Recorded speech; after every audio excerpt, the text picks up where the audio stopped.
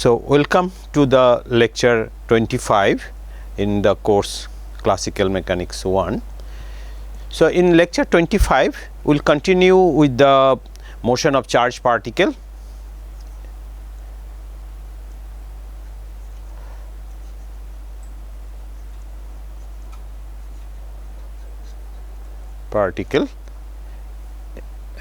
In the electromagnetic field. Okay. So, in last lecture we have started this topic and we have learned that two things: Maxwell equations, and Maxwell equation can be written in terms of the electric and magnetic field. How can be written in terms of electric and magnetic field? So, the Maxwell equation, let me write again. So, recap.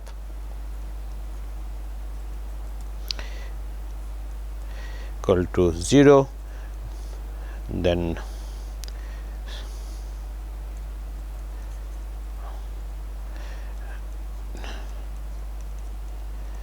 by rho, then curl of E 1 over C del B del T equal to 0, and then curl of equal to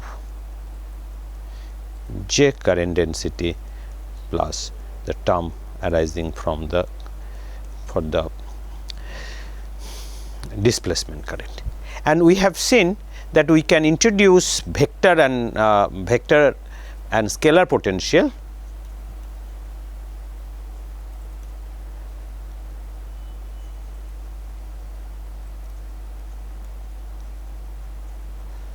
potential such that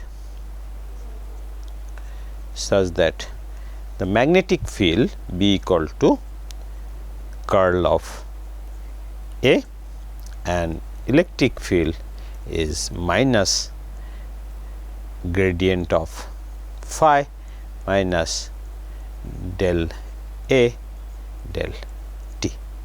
Okay. Now, I talk about that there are many potential which can give rise to the same field. Okay. So, I talk about the gauge transformation. So, in last class, so gauge transformation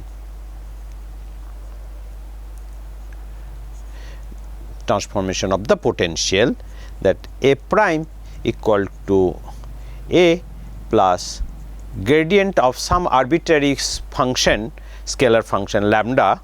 So, this is the transformation for vector potential, and phi prime is phi minus 1 over C del lambda del T. Lambda is function of space time, an arbitrary function. Lambda is arbitrary. That means that okay. So, under this we have also shown in last lecture that under this gauge transformation, the electric field and magnetic field remain invariant.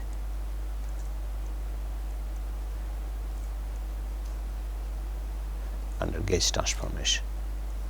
Okay. So, what does it mean? It means that I can describe the charged particle motion in the electromagnetic field or electromagnetism in two alternative way. So, electromagnetism can be described in two alternative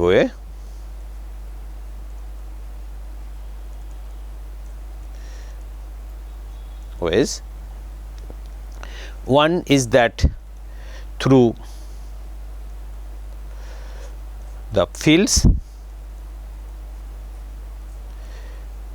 E and B, electric and magnetic field, and the force, Lorentz force that I mentioned is in terms of field. V is the velocity of the particle. So, in this way, or through potential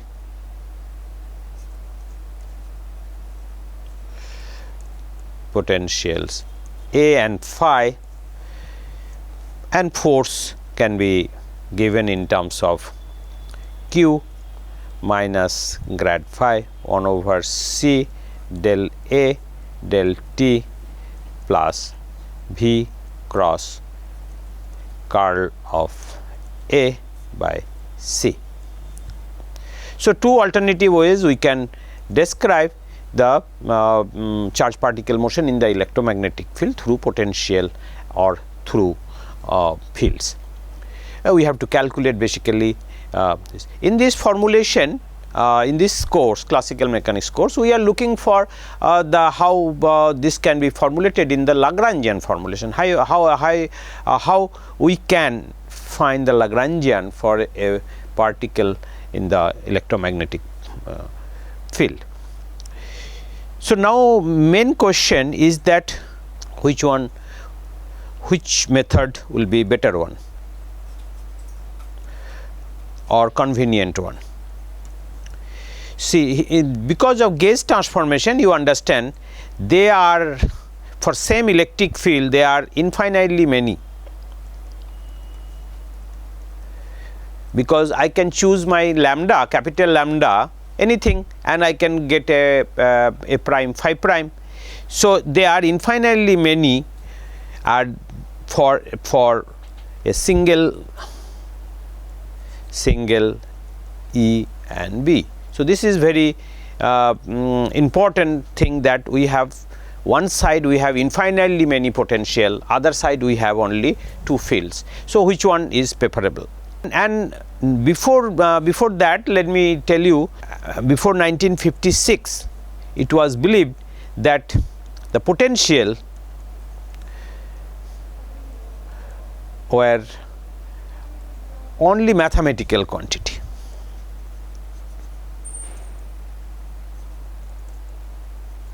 Mathematical quantity which are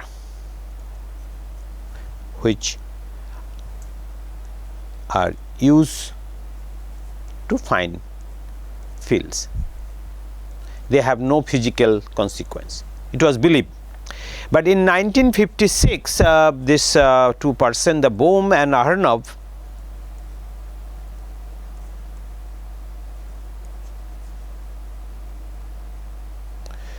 showed that even vector potential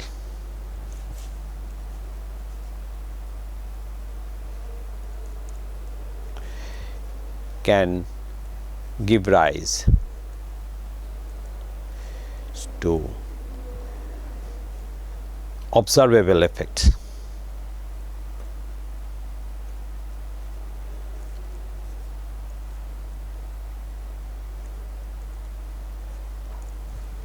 That means potential also can be considered as a physical quantity, because they can give a observable effect, and this phenomena is known as Bohm-Aharonov effect, which is not a topic of this course.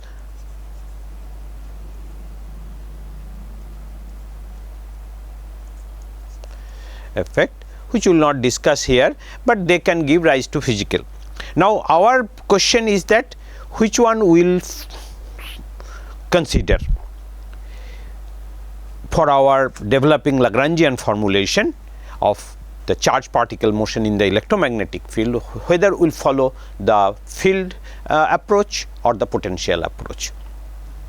Of course, the fields are more fundamental, because there is only one. For one situation there is only one force, and for one force that you can calculate your one field, you can calculate your Lorentz force and solve the equation, find the dynamics.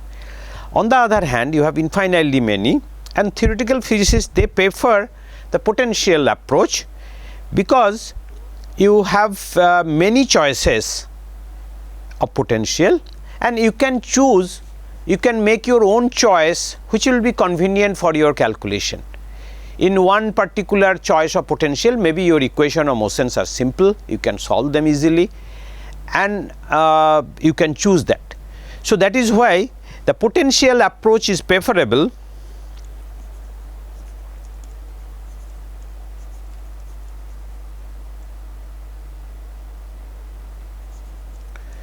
is preferable to field approach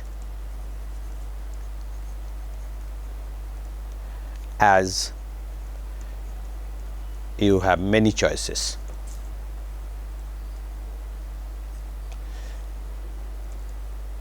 I can choose my potential, and this kind of choice is known as gauge fixing, which we will not discuss in details here. So, we will fix our gauge to choose the potential and particular potential to study the. So, now we will consider the Lorentz force in potential approach and try to see whether this can lead to some potential, because now we have seen that the force depends on the velocity, right. So this this Lorentz force, you can see that velocity is occurring here. So let us write the Lorentz force in the potential approach, and we will try to find whether this can be, the force can be derived from a potential, not the scalar vector potential, from a potential energy function, that we have to see. So we will see whether this force can be derived from a potential energy term. So let me start with the force in the potential form. Q is the charge, and E I write grad phi minus 1 over C del A del T, and then the magnetic field part, which will be V cross curl of A by C, V cross B by C. So this is our force. Now M is to see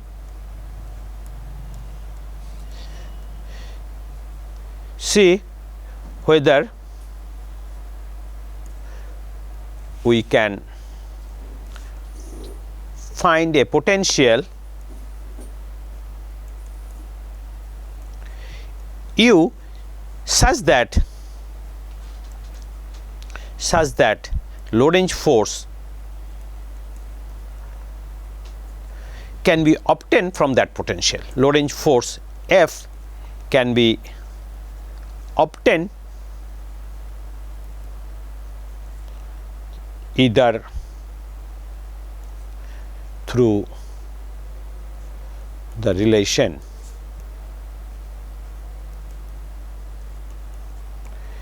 F equal to minus del U del Q type, or F equal to minus del U del Q plus dd of del U del Q dot. Okay. So first possibility is ruled out, because we can see that potential, if even there is a potential, it should depend on the velocity. So we should look for the second approach. So second type of relation, whether we can, once we find some potential U for which through this relation you can obtain Lorentz force, we can immediately write our Lagrangian will be T minus U form. Okay. So let us explore this, and for that let us consider the only the x component for simplicity. For simplicity, we will consider x component of the Lorentz force. So x component of Lorentz force will be, now let me write, will be del phi del x, because gradient of phi. So this part only will contribute, and from the 1 over C del A del T we will get del A x del T, and from the other term 1 over C you will have V cross curl of A of this will have x component. Okay. So let us calculate this. So for example, if we consider, let us write V cross B. V cross B, if I consider x component, then let me write I j k, then x dot, y dot, z dot, and bx, by, bz. Okay, so in this determinant we can calculate various component of this. So V cross B x component will be, so x component will be Vy. So let me write it, say Vx, Vy and Vz. Instead of dot, we will write Vx, Vy and Vz. So Vy Bz minus Vz By. Okay, Vy Bz minus Vz By will be the x component. Now B is curl of A. So we have to find what is Bz and By component. So again we will write that I j k del del x del del y del del z, and then ax, ay, az. So first I will calculate Bz. So Bz means this. To calculate Bz, you will have to calculate this. Okay. So you will have del ay del x minus del ax del y. Okay. So Bz is del y del x minus del x del x, and By, when you calculate By,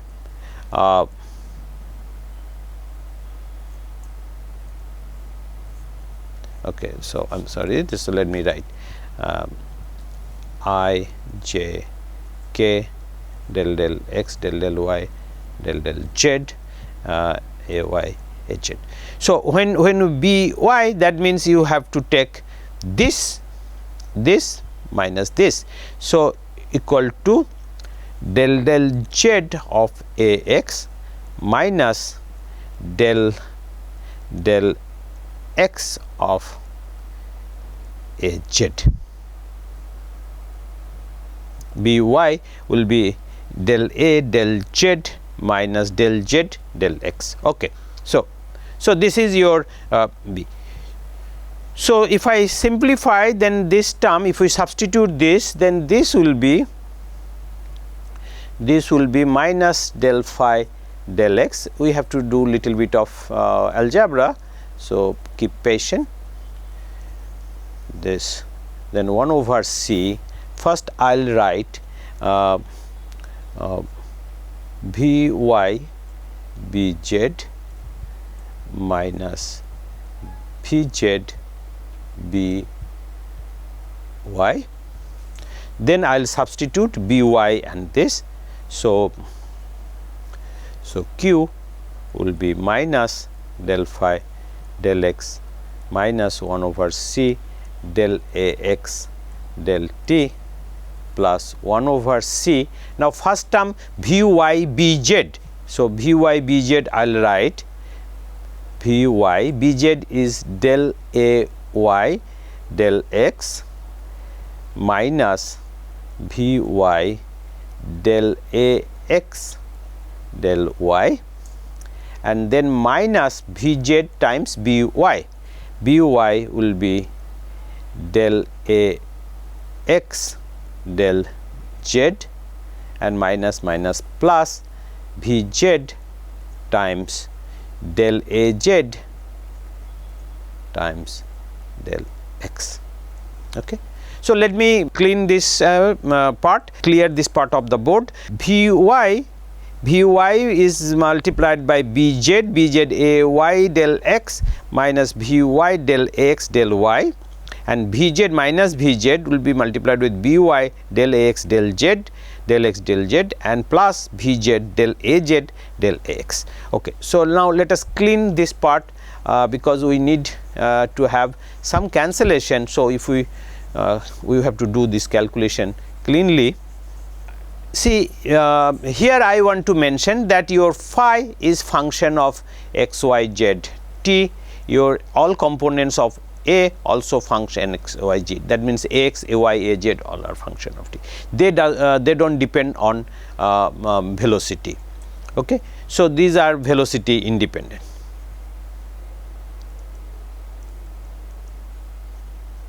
Now let us simplify, calculate dAx dt. Ax function is x, y, z and t. So I can write this is del Ax del t by differentiation chain rule, then del Ax del x Vx plus del Ax del y Vy plus del Ax del z Vz. Okay, this I can write. And if we multiply this term by c, 1 over c, you will get a 1 over c to each term. Okay, and I will substitute this term in the above expression. So minus of this term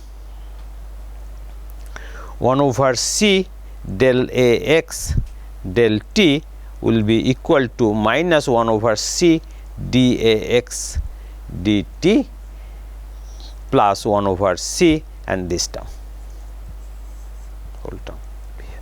Okay. So if we substitute this, then what will happen? You will have the x component of force q, you will get minus del phi del x minus 1 over c dAx dt, and then I will have plus 1 over c. Let me write because I have to make sure some cancellation. So del Ax del x Vx plus del Ax del y Vy plus del Ax del z Vz. Okay. So this is coming from del Ax del t, and then we have this 1 over c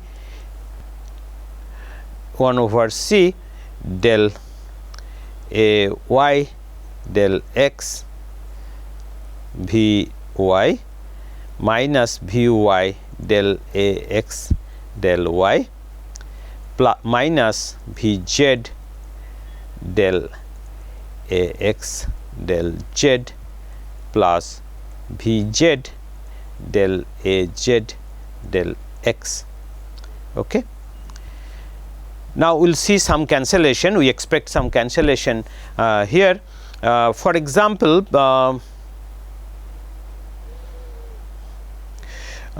minus terms, let us consider Vy del Ax del y. So this term, so Vy del X del y, so this term will cancel with this. Okay. And then we have another minus term Vz del Ax del z. So Vz del Ax del z, so this term will cancel with this term. Okay. So let us calculate the remaining term and simplify this.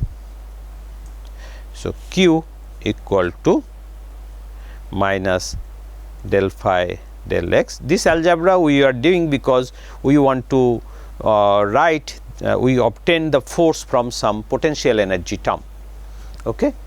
So this, then I have 1 over c del Ax del x Vy.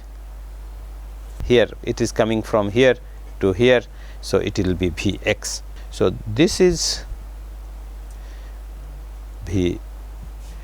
Vx, and then we have del Ay del x Vy plus del Az del x Vz. Okay. So this this further can be simplified, q minus del phi del x minus 1 over c dAx. We are now getting a simplified version, del x of v dot a. Okay. So v dot a, vx ax plus vy ay plus vz az, but x ay az are see, v are independent of this. We have considered a constant velocity, v is constant. So I can have del x v dot a is nothing but del x of vx ax plus vx vy ay plus vz az, right? And now v's are independent, so you can have vx del ax del vx del x vy del ay del x, similarly this. So we can write this. Now this expression, so what we obtain, maybe next class will continue this because of lack of time, because we need little bit more calculation, and for that we should consider this calculation. We will proceed with this calculation in next class. Okay, thank you.